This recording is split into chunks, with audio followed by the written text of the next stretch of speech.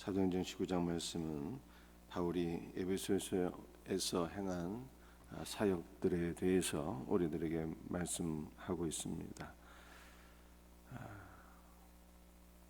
1절부터 한번 쭉 읽어보겠습니다. 바울이 고린도에 있을 때, 아볼로가 고린도에 있을 때 바울이 윗지방으로 다녀 에베소에 와서 어떤 제자들을 만나, 놀랍게도 에베소에 가보니까 이미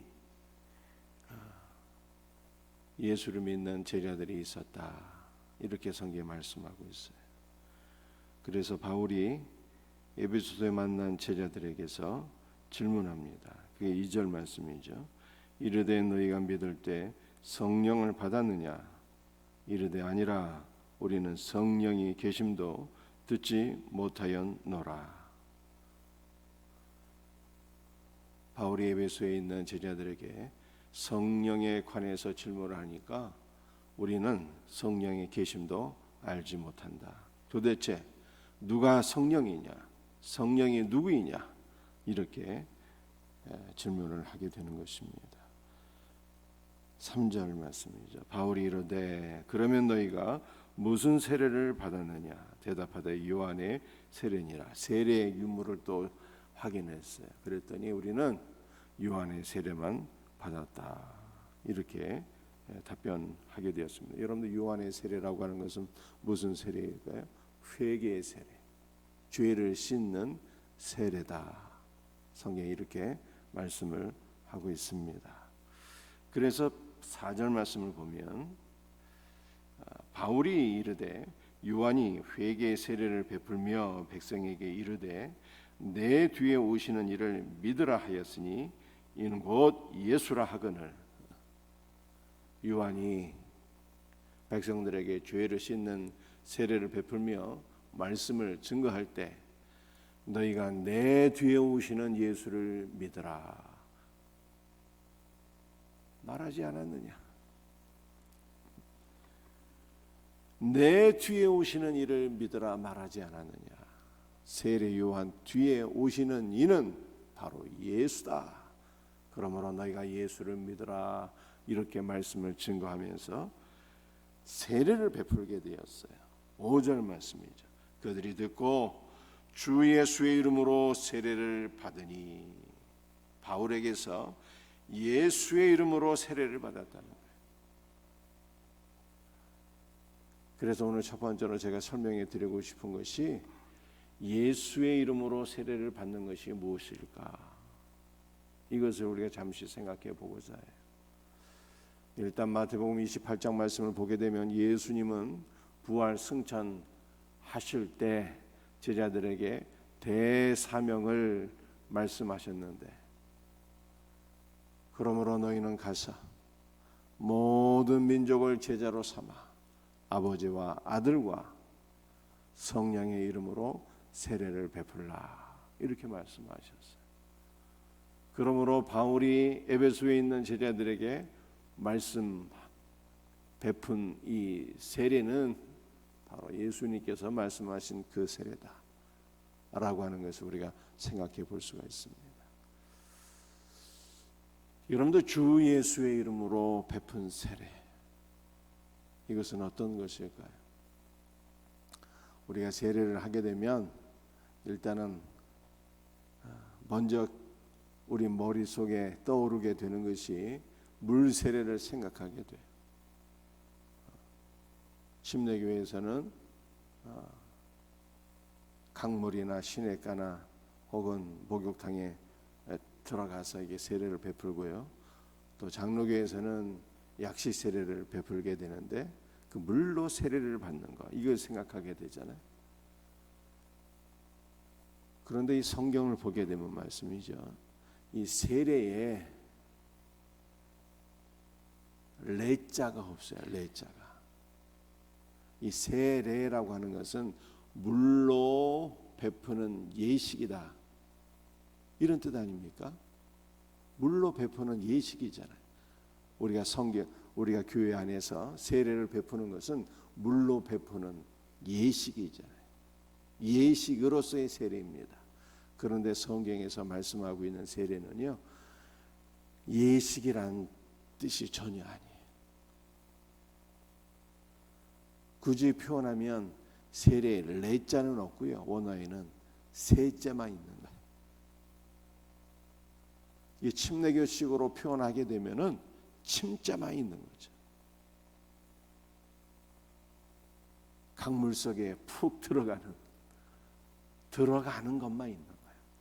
그러니까 주 예수의 이름으로 세례를 베푼다 했을 때 이 의미는 그냥 예수 안으로 푹 들어가는 거예요. 예수 안으로 그냥 잠기는 거예요. 예수 안으로 잠기는, 예수 안으로 푹 들어가는 이러한 세례를 베풀었다, 이렇게 말씀합니다. 여러분들 예수 안으로 우리가 푹 들어가고 예수 안으로 그냥 한 번 들어가는 게 아니라 날마다 예수 안으로 들어가는 걸 가리키는 거예요. 날마다 예수 그리스도 안으로 푹 더 잠기게 되면 어떠한 일이 있게 될까요? 그 사람은 두 가지 역사가 일어나게 되는데 더 이상 육신으로 살지 않아요.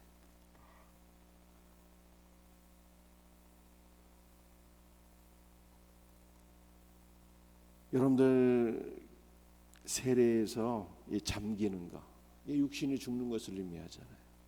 더 이상 육신을 신뢰하지 않고 육신을 의지하지 않고 육신의 힘으로 살지 않는 자가 되는 거예요. 여러분들 예수 안에 푹 잠기게 되면요, 우리가 어저께 제가 전한 말씀 가운데 바울이 고린도에서 사역할 때 무엇에 붙잡혔다고 그랬어요? 말씀에 붙잡혔는데 이것은 말씀의 점유를 당한 것이다. 말씀에 점령당했다. 그러한 의미였다고 제가 설명드렸잖아요. 예수님 안에 푹 잠기게 되면 예수님께 점령을 당하게 돼. 그래서 예수님께 점령당한 자는 더 이상 육신으로 살지 않고 예수로 살게 되는 거예요. 예수 충만해서 예수께서 주시는 생명으로 살게 되는 것이고, 예수께서 주시는 생명과 능력을 힘입어 살게 되는 거예요. 이것이 참 세례인 거예요. 그러므로 우리는 다 예식으로서의 물 세례는 받았지만 참으로 날마다 참 세례를 받아야 되는데 예식이 아니라 날마다 주 예수께로 더 빠져야 돼. 그냥 날탕으로 살면 안 되고 무늬만 그리스도인이 되면 안 되고 날마다 예수 안으로 더 들어가서 예수 안에 잠겨서 육신으로 사는 자가 되지 말고, 육신을 의지하고 육신의 힘으로 살고 육신을 자랑질하며 살지 말고 예수 안에 푹 빠져서 예수에 의해서 점령을 당하고 예수에 의해서 충만함을 받고 예수의 생명으로 살고 예수 그리스도의 영광을 위해서 사는 자, 오직 예수만을 자랑하며 사는 자, 이러한 신자가 참 그리스도인인 거예요. 이러한 은혜가 있기를 주 예수의 이름으로 축복합니다. 주 예수의 이름으로 세례를 받았는데요, 6절에는 이렇게 말씀하고 있습니다. 바울이 그들에게 안수함에 성령이 그들에게 임하심으로 방언도 하고 예언도 하니, 주 예수의 이름으로 세례를 베풀었는데요, 6절 말씀에는 그들이 성령을 받았대요. 성령.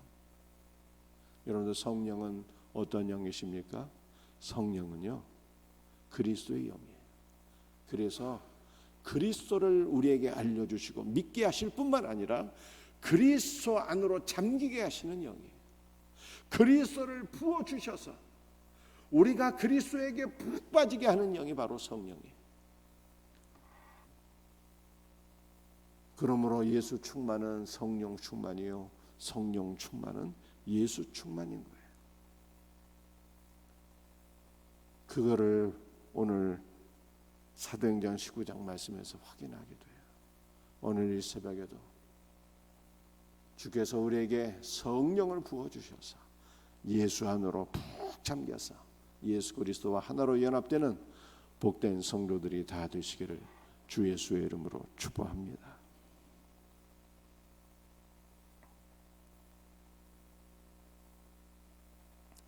8절부터 쭉 한번 읽어보겠습니다.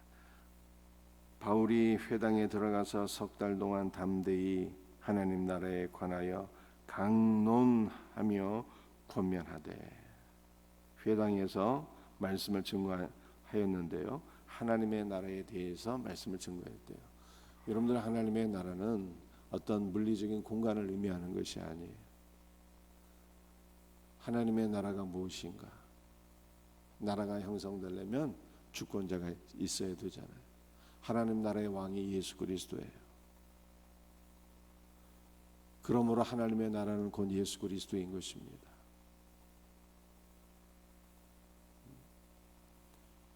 세례 요한이 첫 번째 말씀을 증거하는데 천국이 가까이 왔다, 회개하라. 그러니까 예수님도 천국이 가까이 왔다, 회개하라, 이렇게 말씀을 전했어요.